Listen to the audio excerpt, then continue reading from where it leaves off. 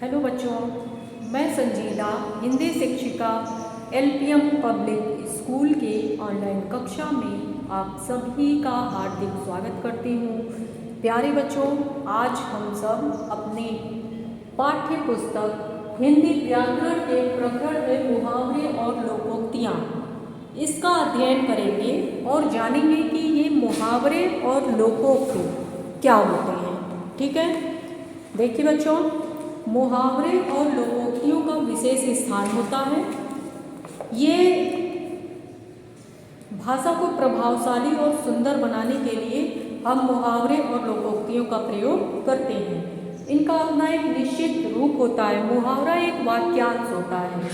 इसमें क्या होता है कि शब्दार्थ को ध्यान न देकर उसके भावार्थ को समझा जाता है, उसे ही मुहावरा कहते हैं। ठीक है, और लोकोक्ति जो होता है वो लोक जीवन की अभिव्यक्ति होती है, मतलब लोक में प्रचलित किसी घटना या कहानी पर यह आधारित होती है और किसी घटना के अवसर पर यह कहा जाता है। आगे समझ में, मुहावरा जो है अरबी भाषा का शब्द है और मुहावरे और लोकोक्ति का प्रयोग भाषा को सुंदर बनाने के लिए किया जाता है। मुहावरे जो होते हैं ये एक वाक्यांश होते हैं और इनका अर्थ जो होता है वो शब्द और अर्थ को न देखकर हम इसके भावार्थ को समझते हैं। और लोकोक्ति जो होता है मतलब लोक में प्रचलित, यह किसी घटना या कहानी के ऊपर आधारित होता है। और हम देखेंगे मुहावरे और लोकोक्ति में अंतर क्या होता है। तो मुहावरा स्वतंत्र होता है और लोकोक्ति स्वतंत्र नहीं होता। मुहावरे में काल, लिंग और वचन के अनुसार परिवर्तन किया जा सकता है और लोकोक्ति में परिवर्तन नहीं किया जा सकता। लोकोक्ति का प्रयोग कभी कभी विशेषण के रूप में भी किया जाता है और दोनों ही भाषा को सरल, सजीव और प्रभावशाली बनाते हैं। किसी बात को अगर हम सीधे तरीके से कह दें तो यह इतना प्रभावशाली नहीं होगा जितना कि हम उस बात में मुहावरे और लोकोक्ति का प्रयोग करके कहेंगे। तो चलिए कुछ मुहावरे हम लोग देखते हैं, जैसे अंधे की लाठी। देखिए मुहावरे हैं, क्या है। पहला मुहावरा देखिए, अंधे की लाठी होना। ठीक है, ये मुहावरा है अंधे की लाठी होना। इसका मतलब कि एकमात्र सहारा होना। अंधे की लाठी होना इसका मतलब क्या हुआ, एकमात्र सहारा होना। जैसे इसका वाक्य प्रयोग करते हैं, सेठ जी की दुर्घटना में मारे जाने के बाद उनका बेटा सेठानी की अंधे की लाठी है। तो वाक्य प्रयोग हम कुछ भी कर सकते हैं और जब वाक्य में हम प्रयोग करते हैं तो उसमें हम अर्थ का प्रयोग न करके जो मुहावरा है उसका प्रयोग हम वाक्य में करते हैं। जैसे अंधे की लाठी, इसका अर्थ क्या हुआ, एकमात्र सहारा। एकमात्र सहारा। अब इसका वाक्य में प्रयोग जब करेंगे तो हो जाएगा, जैसे अभी क्या बताया गया कि सेठ जी की दुर्घटना में मृत्यु हो जाने के कारण उनका बेटा सेठानी जी का अंधे की लाठी है। ठीक है, और देखिए इसी तरह से बहुत सारे मुहावरे हैं। अक्ल का दुश्मन होना मतलब मूर्ख होना। कोई व्यक्ति है मूर्ख है तो उसको लोग कहते हैं अक्ल का दुश्मन है। जैसे वाक्य प्रयोग आप कुछ भी बना सकते हैं कि वह व्यक्ति सरकारी नौकरी छोड़कर वापस आ गया, मतलब वह अक्ल का दुश्मन है। ठीक है, इस तरह से हम करेंगे। अक्ल के घोड़े दौड़ाना मतलब सोच समझकर उपाय करना। इसका वाक्य प्रयोग आप कुछ भी कर सकते हैं कि एक बच्चा गहरे गड्ढे में गिर गया तो बाहर जितने भी लोग थे सभी अक्ल के घोड़े दौड़ाने लगे। गुड़ गोबर होना मतलब बात बिगड़ना।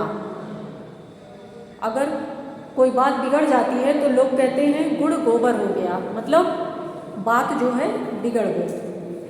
हक्का बक्का रह जाना, इसका मतलब हैरान रह जाना। अब वाक्य प्रयोग आप कुछ भी बना सकते हैं। जब अपने होशियार मित्र को मैंने नकल करते देखा तब मैं हक्का बक्का रह गया, मतलब मैं हैरान हो गया। ठीक है। आंखों का तारा होना, मतलब बहुत प्यारा। इसका वाक्य प्रयोग आप कर सकते हैं कि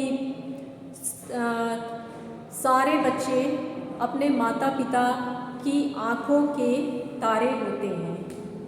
इसी तरह से आँखों से बहुत सारे मुहावरे हैं। आँख दिखाना, आँख खुलना, आँखें चुराना, आँखों का तारा होना, आँखों में धूल झोंकना।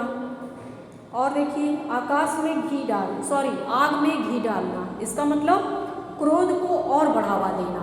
अगर कोई क्रोधी व्यक्ति है तो उसको हम कोई ऐसी बात कह देते हैं कि और गुस्सा आ जाता है, तो इसका मतलब कि क्रोध को और बढ़ावा दिया जा रहा है, आग में घी डालने का काम किया जा रहा है। आसमान सिर पर उठाना, मतलब बहुत शोर करना। जैसे अध्यापिका के कक्षा से बाहर जाते ही छात्रों ने आसमान सर पर उठा लिए। इस तरह से आप वाक्य प्रयोग कर सकते हैं। तो इसमें एक ट्रिक और है, जो मुहावरे होते हैं उसमें लास्ट में ये ना जो है जुड़ा होता है, और जो लोकोक्ति या कहावत होते हैं उसको किसी घटना के आधार पर ऐसे ही बोल देते हैं। जैसे जिसकी लाठी उसकी भैंस, इस तरह से बोलते हैं ना। तो चलिए अब कुछ लोकोक्ति हम लोग देखते हैं। जैसे कहा जाता है आम के आम गुठलियों के दाम, इसका अर्थ होता है, यहाँ देखिए लोकोक्ति, इसका अर्थ देखिए आम के आम गुठलियों के दाम।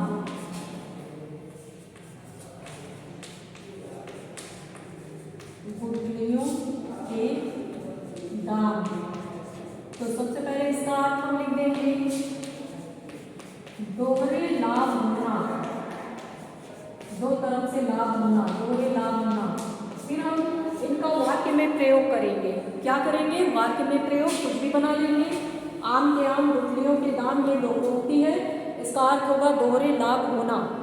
अब हम वाक्य में प्रयोग कर सकते हैं कि कोई बच्चा है, उसने मेहनत किया और उसे छात्रवृत्ति मिल गई, तो कहा जाता है कि इसे कहते हैं आम के आम और गुठलियों के दाम। और है उल्टा चोर कोतवाल को डांटे, मतलब अपना दोष जो है वो दूसरे के ऊपर मढ़ना। जैसे किसी बच्चे ने किसी की किताब फाड़ दी और उल्टे फाड़ने के बाद उसी को डांटता है, तो इस लोकोक्ति को क्या कहेंगे? उल्टा चोर कोतवाल को डांटे। आगे देखिए, जो गरजते हैं वो बरसते नहीं, मतलब इसका क्या अर्थ होगा कि बोलने वाले कोई ठोस काम नहीं करते। आपने देखा होगा कि बहुत सारे व्यक्ति केवल गरजते हैं, चिल्ला चिल्ला कर बोलते हैं, लेकिन कुछ करते नहीं। ठीक है, जैसा कि चुनाव का माहौल चल रहा है, तो आप इसमें वाक्य प्रयोग कर सकते हैं कि आजकल के नेता चुनाव से पहले तो बड़े बड़े वादे करते हैं, मतलब गरजते हैं, लेकिन जब चुनाव जीत जाते हैं तब वो सब भूल जाते हैं, कुछ भी नहीं करते। तो इसी को कहते हैं जो गरजते हैं वो बरसते नहीं। एक पंथ दो काज, दोहरा लाभ। लातों के भूत बातों से नहीं मानते, मतलब कुछ लोगों पर किसी बात का कोई असर नहीं होता, इसका यही मतलब हुआ। ठीक है, जैसे जब तक कोई शरारती बच्चा है, जब तक उसकी पिटाई न की जाए तब तक कहा जाता है कि लातों के भूत बातों से नहीं मानते। ऊँट के मुंह में जीरा, मतलब आवश्यकता से कम मिलना। जैसे ऊँट है, उसके मुंह में हम जीरा डाल दिए, तो ये कहावत हो गया, लोकोक्ति हो गई कि ऊँट के मुंह में जीरा, मतलब आवश्यकता से अधिक न मिलना, कम मिलना। इसका इसका वाक्य प्रयोग आप कुछ भी बना सकते हैं कि मुझे भूख लगी है और मुझे केवल एक बिस्किट ही मिला। इसका मतलब कि ऊँट के मुंह में जीरा। छोटा मुंह बड़ी बात, योग्यता से बढ़कर बोलना। और खोदा पहाड़ निकली चुईया, मतलब बहुत प्रयत्न किया गया लेकिन कम लाभ हुआ। तो इस तरह से ये क्या है, लोकोक्ति है। तो बच्चों उम्मीद करती हूँ कि आपको समझ में आया होगा मुहावरे और लोकोक्ति में क्या अंतर है। मुहावरे स्वतंत्र होते हैं और लोकोक्तियाँ जो होती हैं ये स्वतंत्र नहीं होती। इस प्रकार से इस वीडियो को आप लोग देखिए और इसे अपनी फेयर कॉपी में लिख लीजिए और समझने का प्रयास कीजिए। चलिए अगले वीडियो में हम लोग मिलेंगे नए प्रकरण के साथ। तब तक के लिए धन्यवाद।